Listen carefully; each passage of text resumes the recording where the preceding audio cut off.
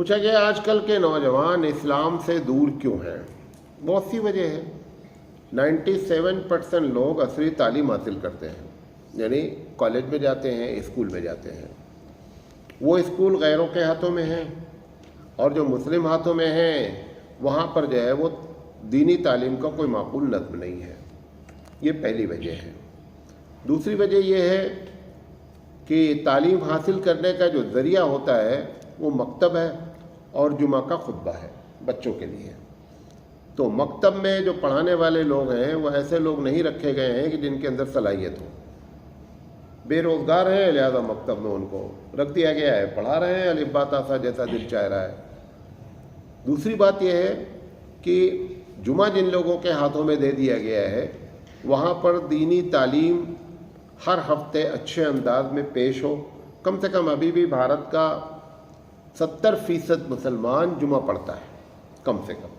یہ 70% لوگ جو جمعہ پڑھتے ہیں، اگر جمعہ سال کا 52 ہوتا ہے، اگر یہ 52 جمعے کا صحیح استعمال ہو جائے تو دین کی تعلیم کا معقول انتظام جمعہ کے ذریعے ہو سکتا ہے، کیونکہ وہ ایسے لوگوں کے ہاتھ میں ہو گیا ہے کہ جس کی وجہ سے جمعہ کیا ہو گیا ہے، ایک دم گویا کہ ناکارہ ہو گیا۔ اللہ نے بڑا انتظام کیا تھا ہمارے لیے کہ لوگ جمعہ کے ذریعے دین کو سیکھ لیں۔ ہمارے نبی کریم صلی اللہ علیہ وسلم جو ہے وہ جمعہ کے ذریعے ہی مسلمانوں کی اصلاح کیا کرتے تھے۔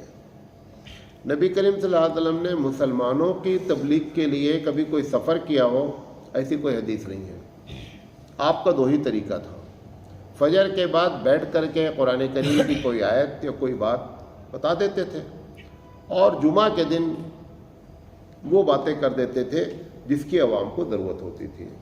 آج یہ دونوں سلسلہ، کیونکہ قرآن کو آپ نے مسجد سے نکال دیا، 1% مسجد میں قرآن کریم جو ہے وہ تفسیر ہوتی ہے، بقیہ 99% مساجد میں قرآن کی تفسیر نہیں ہوتی ہے۔ تو جو اصل ذریعہ تھا تعلیم کا وہ آپ نے کٹ کر دیا، اللہ کے گھر سے اللہ کی کتاب کو آؤٹ کیا، اس کے نتیجے برآمد ہوئے۔